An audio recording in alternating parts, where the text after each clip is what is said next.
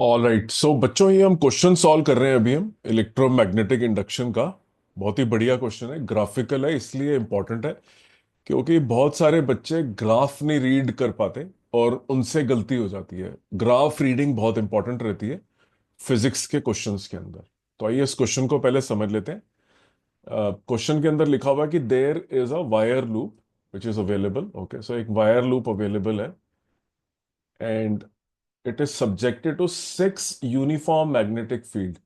इस wire loop के ऊपर 6 मैग्नेटिक फील्ड लगाए गए हैं, each directed parallel to the Z axis. सारे के सारे मैग्नेटिक फील्ड जो हैं वो पैरेलल टू जेड एक्सिस हैं। They are directed out of the plane of the figure. Right, तो ये आपको जो लूप दिख रहा है, अगर मैं इस लूप को ऐसे रख दूं एक्स वाई प्लेन में, तो सारे के सारे जो मैग्नेटिक फील्ड्स हैं वो जेड एक्सिस के अलोंग है। देखिए, okay, out of the plane. जो 6 मैग्नेटिक फील्ड जो हैं अलग अलग आउट ऑफ द प्लेन है। इस एरो को जो मैंने बनाया है इसको इग्नोर कर लीजिए आप, क्योंकि हो सकता है कि मैग्नेटिक फील्ड इज डाउनवर्ड, अभी हमें पता नहीं है, लेकिन ये मालूम है कि 6 magnetic field along the Z axis available है। तो ये हो गया लूप, और लूप के अंदर हो गए 6 मैग्नेटिक फील्ड जिनकी डायरेक्शन जेड एक्सिस में है। आगे पढ़ते हैं। Now figure number 2। ओके, ये क्या बोलती है फिगर नंबर 2?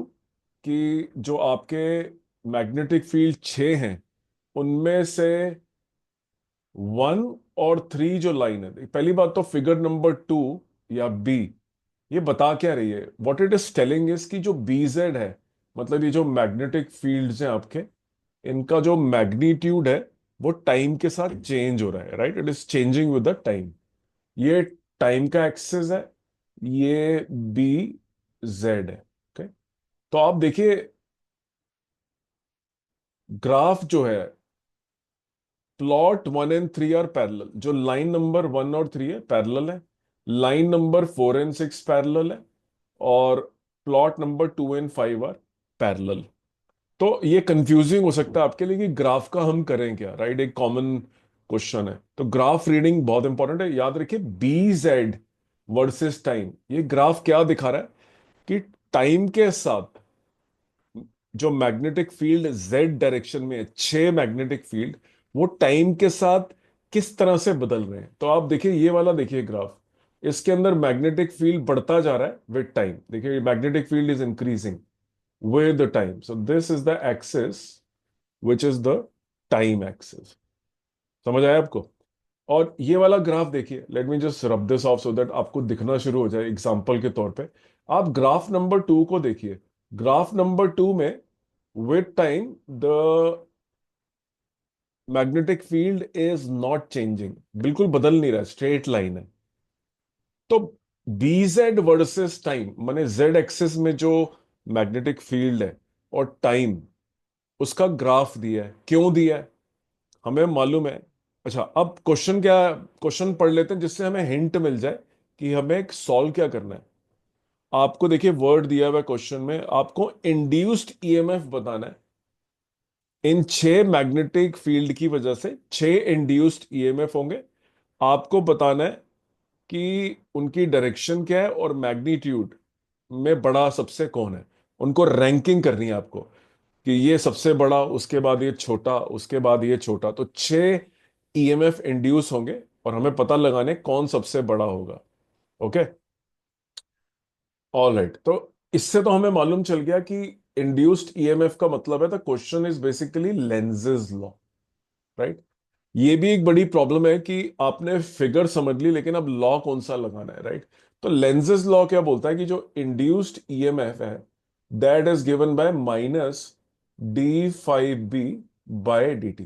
माने rate of change of flux होता है जो ईएमएफ होता है, और जो आपका फ्लक्स है that is B A cos theta. Right, इस सिचुएशन में theta which is the angle between the normal to the loop, ये आपका लूप है, ये एरिया वेक्टर है, और ये बी है, राइट? तो इसमें एंगल या तो 0 डिग्री होगा क्योंकि आपका बी तो जेड एक्सिस में है, और आपका एरिया वेक्टर भी जेड एक्सिस के अंदर है, right? So this is your area vector. तो जो फ्लक्स होता है that is given by B A cos of angle between area vector and B, right? तो दोनों के दोनों आप देखिए इस तरह से, तो 0।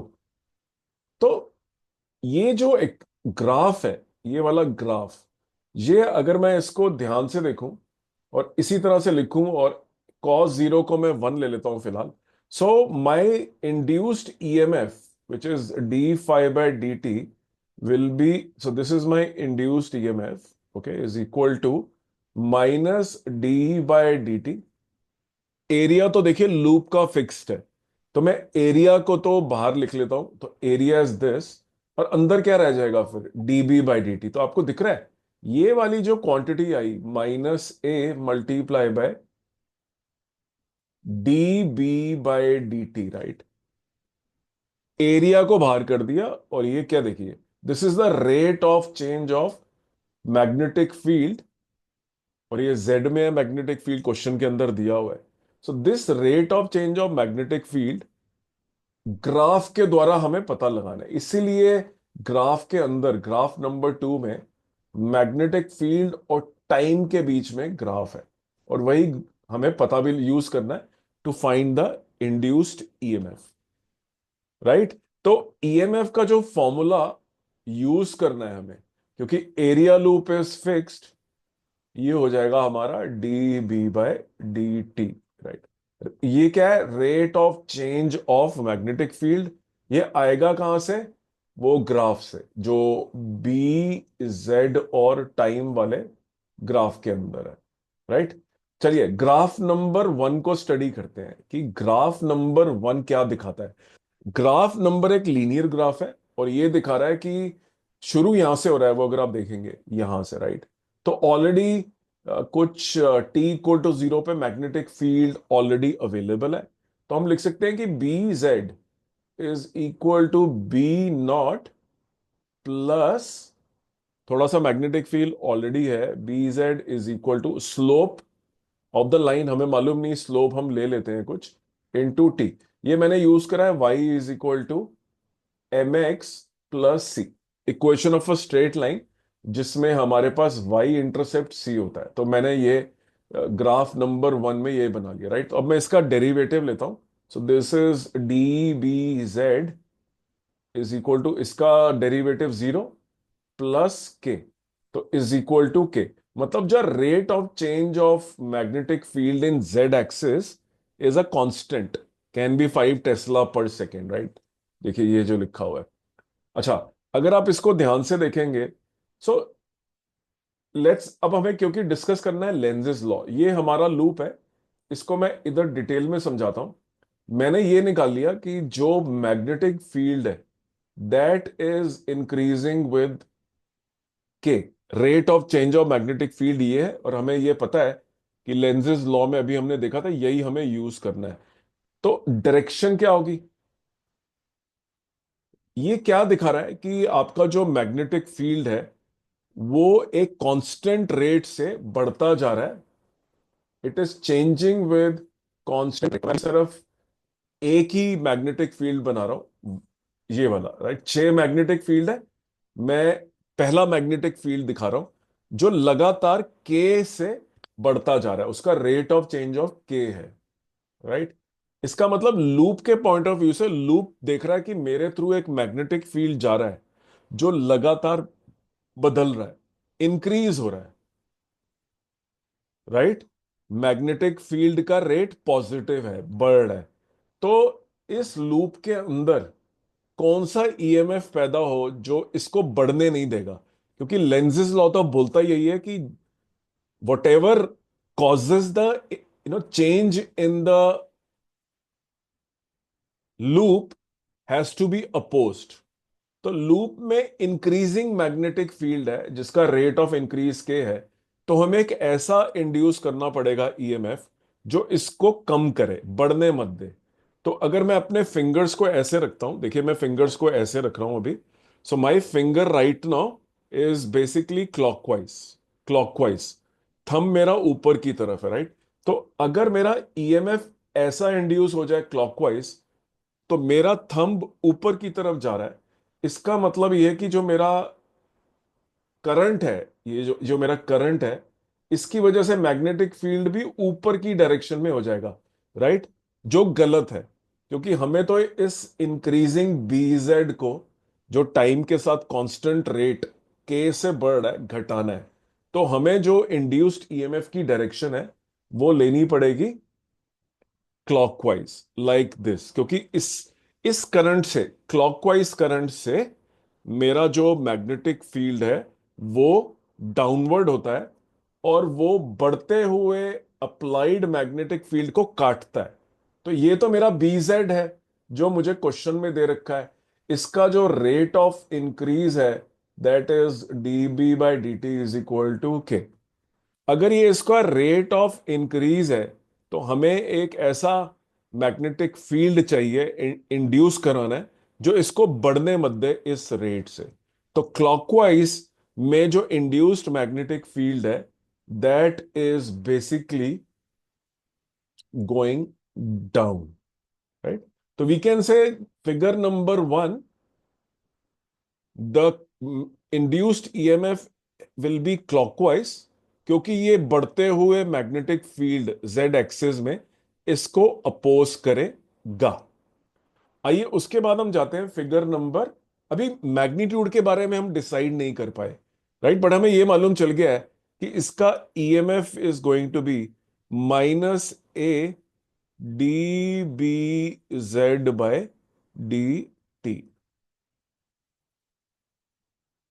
राइट?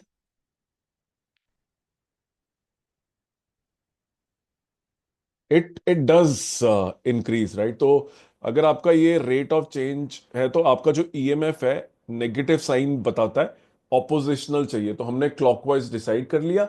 मैग्नीट्यूड भी अगर हम निकालना चाहें, तो ये बेसिकली -a के आ गया, right? Magnitude. I am not going to the figure number 2, जहां पे मुझे सेकेंड मैग्नेटिक फील्ड देखता हूं मैं। देखिए, मेरा सेकेंड मैग्नेटिक फील्ड ग्राफ के हिसाब से, if even if I look at this graph, मुझे ये स्ट्रेट लाइन दिख रही है ग्राफ के अंदर, right? So you can see this straight line, dot dot dot वाली आपकी स्ट्रेट लाइन है। It's a straight line. इसका मतलब टाइम के साथ मैग्नेटिक फील्ड बदल नहीं रहा है। तो magnetic field is not increasing with time. देखिए, ये बी है और ये टी है, ये। तो टाइम बढ़ रहा है लेकिन मैग्नेटिक फील्ड कांस्टेंट है। तो सिचुएशन नंबर 2 में, मैं एक बार सिचुएशन नंबर 2 बना लेता हूं सेकंड ग्राफ से। It is basically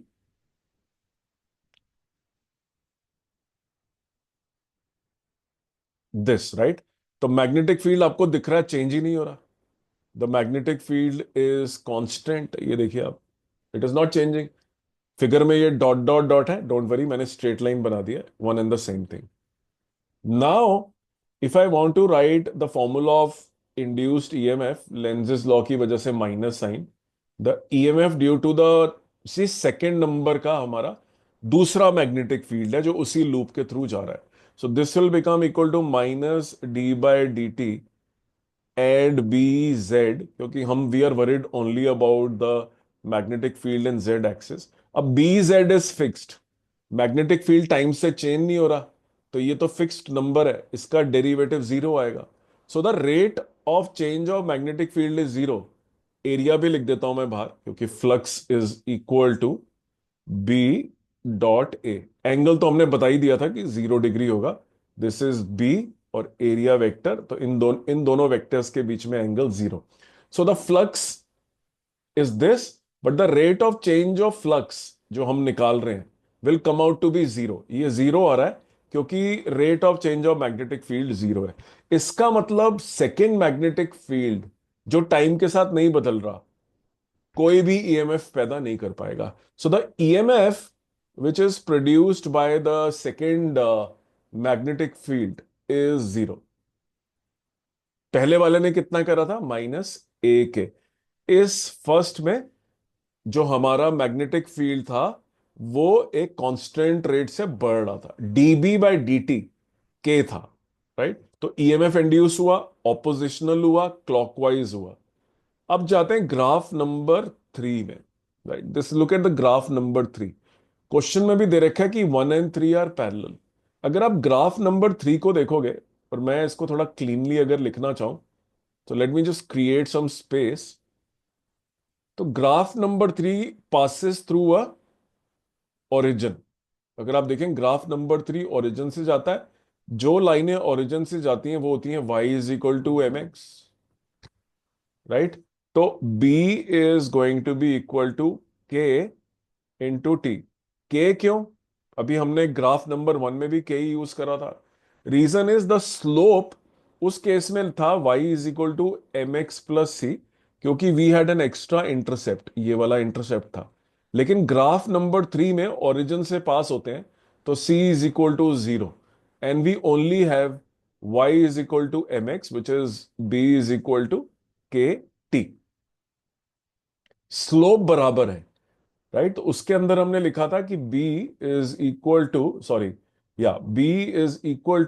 b0 plus K T. Graph number 1, this was graph number 1, this is graph number 2, as being red from here. Slope बराबर है क्योंकि they are parallel lines, right? एक ऊपर से शुरू हो रही है, एक ओरिजिन से शुरू हो रही है, parallel lines, they are parallel.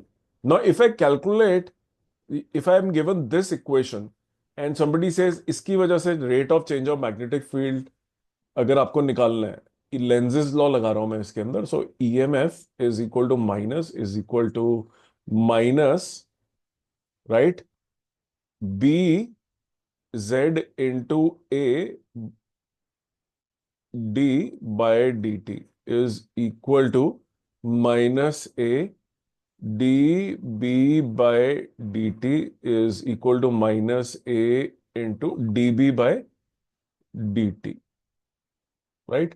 Now this is a constant K. Understood?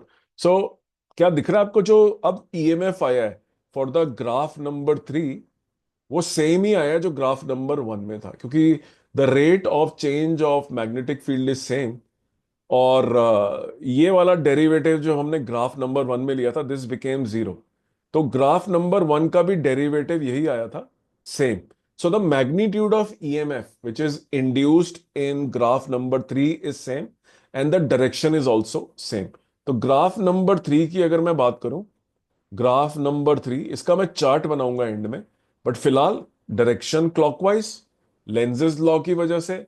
अगर हम इस लूप के थ्रू लगातार मैग्नेटिक फील्ड एक कांस्टेंट रेट से बढ़ाते जाएंगे, तो हमें क्लॉकवाइज डायरेक्शन में ही उल्टा मैग्नेटिक फील्ड मिलता है, जो इसे काटता है, बढ़ने नहीं देगा। तो clockwise, and the rate is coming out to be how much? K again, for the increase in magnetic field. But if we talk about EMF, it is coming out to be how much? जो हमने calculation करी है multiply करके, it is coming out to be AK, right? Minus AK। Minus sine signifies की oppositional in nature है, negative EMF नहीं होता इसके अंदर। There is nothing called as negative EMF.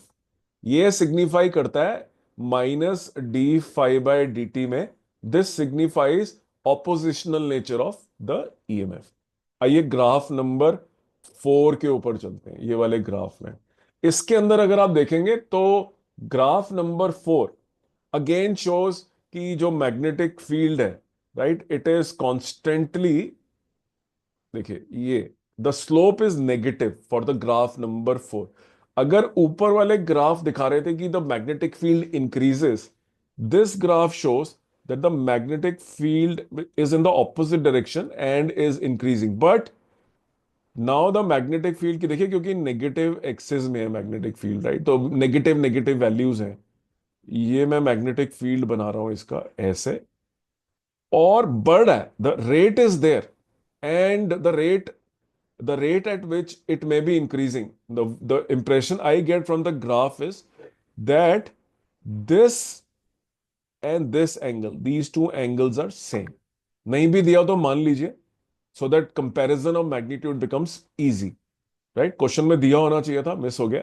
Anyway, सो ये दोनों एंगल बराबर हैं, तो इसका भी जो आपका ईएमएफ इंड्यूस होगा ग्राफ नंबर 4 का, राइट, इसको भी मैं लिख सकता हूं, B is equal to B not multiply by T. But इसकी स्लोप जो है वो नेगेटिव है, right, it is not positive. So let me just not use B not, I think slope हम यूज करेंगे इसकी नेगेटिव स्लोप है, remember. So this number is a negative number because see, अगर ऊपर वाली ये पॉजिटिव स्लोप्स होती हैं तो नीचे वाली जो स्लोप्स होती हैं वो नेगेटिव होती है, स्लोप ऑफ लाइन। तो D B Z by D T is equal to, ये रेट ऑफ चेंज है, राइट, तो हमें तो रेट इसका तो हमें मालूम है, this is going to be K. तो जो हमारा ईएमएफ इस केस के अंदर आएगा that is again going to be minus A into K. But अभी हमें ये मालूम है that K is negative, right? ये नेगेटिव साइन क्या सिग्निफाई करता है? Oppositional nature. So this is K is a negative number because the slope is downward. Now compare the graph number 4। तो अच्छा, वी हैव नॉट डिसाइडेड कि graph number 4 में EMF की direction क्या होगी। तो क्योंकि हम अपना मैग्नेटिक फील्ड नीचे की तरफ कॉन्स्टेंटली बढ़ा रहे हैं, तो rate of change is in this direction, it is in this direction. Therefore what is happening? तो क्या हो रहा है? इसका क्या मतलब होता है कि आपका जो ईएमएफ है वो नीचे की तरफ बढ़ रहा है, तो हमें एक ऐसा ईएमएफ चाहिए जो ऊपर की तरफ पैदा हो। ऊपर की तरफ कैसे पैदा होगा? आप इसको एंटी क्लॉकवाइज रखो, ओके? मेरी फिंगर्स मेरे मुंह की तरफ आ रही हैं, आपकी फिंगर्स भी आपके मुंह की तरफ लेके आइए, फोल्ड कर दीजिए उनको, थंब ऊपर जाएगा। So the magnetic field is in this direction. So this is the induced magnetic field जो आपने पैदा करा इंड्यूस्ड करंट से या इंड्यूस्ड ईएमएफ से, राइट? तो इसका आंसर फोर्थ का होगा, anticlockwise. Magnitude same ही होगा। अगर मैं बात करूं, क्योंकि मैंने एंगल आपको बताया कि दोनों एंगल सेम ही ले रहा हूं मैं, राइट, 3 और 4 का मैंने एंगल सेम लिया, तो magnitude of EMF is same, but anticlockwise direction होगी इस बार, राइट? Similarly let's go to the graph number 5। देखिए, graph number 5 and graph number 2 are pretty identical because they are straight lines, right? तो अगर मैं ग्राफ नंबर 2 को बनाता हूं जो ऐसे दिखाई गई है, और ग्राफ नंबर 5 बिल्कुल सेम डिस्टेंस पे नीचे की तरफ बनाया गया है, तो here the magnetic field is not changing with time. Magnetic field is not changing with time. D B Z by D T is equal to 0। ये ग्राफ नंबर 2 था। ग्राफ नंबर 5 में भी D B Z by D T is equal to 0। So जो पांचवा magnetic field है उसकी वजह से ईएमएफ इज 0। जस्ट लाइक दूसरा मैग्नेटिक फील्ड नंबर 2 जो इस लूप के थ्रू जा रहा है लेकिन बदल नहीं रहा, टाइम के साथ बदल नहीं रहा, right? So there is no D B Z by D T, वो है ही नहीं हमारे पास।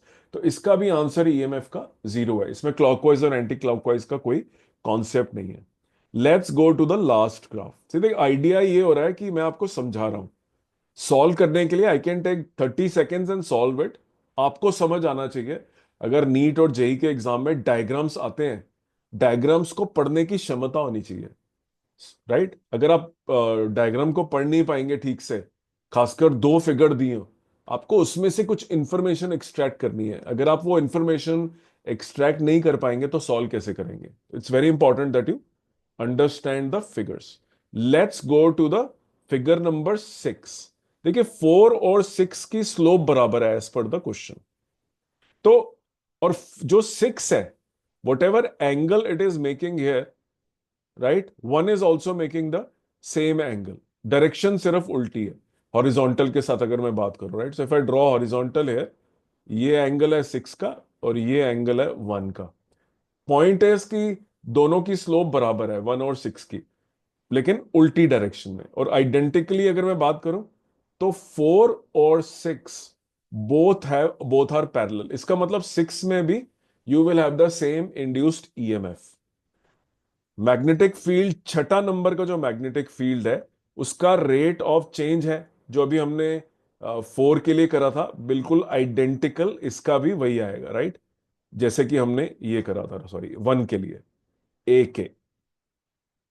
सो you can compare whatever we did for four will be same for six. Minus लेकिन होगा, the slope is going to be negative. So ये four के लिए हमने करा था, राइट? तो इसका मतलब फोर और सिक्स क्योंकि आइडेंटिकल है, तो सिक्स की भी जो डायरेक्शन है it is going to be clockwise, right? इसको समराइज कर लेते हैं। Magnetic field number one, right? Direction anticlockwise, magnitude A K. K is the slope of the line, हमने खुद अज्यूम करिए, दी नहीं हुई है। Second, graph number two, magnetic field number two, कोई इंड्यूस्ड ईएमएफ नहीं है, जीरो, कोई डायरेक्शन नहीं है, जीरो, नो डायरेक्शन, ये जीरो नहीं, नो डायरेक्शन।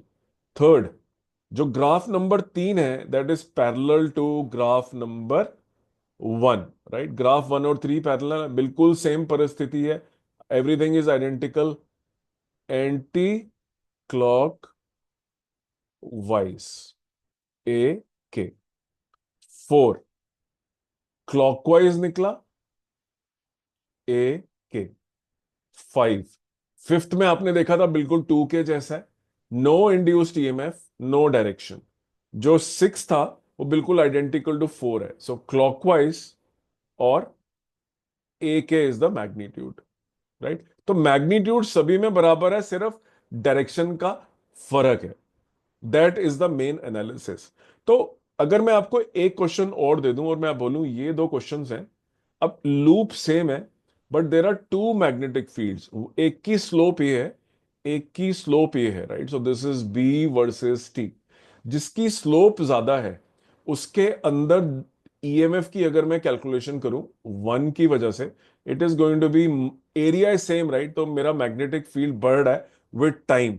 तो इस ग्राफ से बी वर्सेस टी से मुझे मालूम है the slope of one is very high. If the slope of one is very high, EMF उसका बड़ा आएगा, राइट? क्यों? बिकॉज हम लिखेंगे minus A D B by D T, ये वन की वजह से, right? So EMF two is equal to minus A D B by D T two. दूसरा, इसका मतलब क्या हो गया कि इन दोनों को अगर आप डिवाइड करेंगे तो वन डिवाइडेड बाय टू में आपका जो आंसर आएगा दैट विल बी, ये बड़ा होगा, राइट?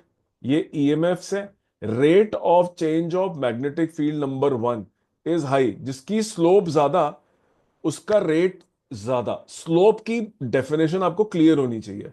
बहुत सारे क्वेश्चन फिजिक्स में, नीट जेई के अंदर स्लोप पे आधारित होते हैं, अगर आप ग्राफ पढ़ नहीं पाओगे तो क्वेश्चन करना मुश्किल है। Okay, so I have a playlist, maths for NEET student, उसको करके जाइए, उसमें algebra, line, circle, ellipse, parabola के बारे में बताया, जो नीट के बच्चों को जानना जरूरी है। इंटीग्रेशन, वेक्टर्स, कैलकुलेशन कैसे करते हैं, कैलकुलस से कैसे, डिफरेंशियल कैलकुलस कैसे करते हैं, बहुत ही बेसिक लेवल पे सिखाया, डिटेल नहीं समझाया, उतना ही समझाया जो नीट के बच्चों के लिए काफी है। Coming back to this point, तो if you compare for example one, two, three, इसकी स्लोप सबसे ज्यादा है, तो इसका dB by dt is greatest, right? It is greater than dB by dt of graph number two is greater by. So slope से ही मालूम चल जाता है, अगर लूप सेम है और rate of change of magnetic field का ऑलरेडी आपको मालूम है, तो जहां पे भी rate of change of magnetic field highest है वहां पे ईएमएफ भी हाईएस्ट है। तो कोई भी क्वेश्चन आए rate of change of magnetic field का या लेंजेस लॉ का, just be very careful that you are able to read the graph. I hope you enjoyed this video. I have a huge collection of 3000 videos on this channel. I have already prepared some very unique 2000 questions on physics. So do watch them and attempt those questions. आपको बहुत benefit होगा उसको उनको solve करने का, और आप सीख जाएंगे बहुत अच्छी physics बिना किसी coaching institute को join करे हुए। Thank you very much for your time and wait for my next video. Thank you.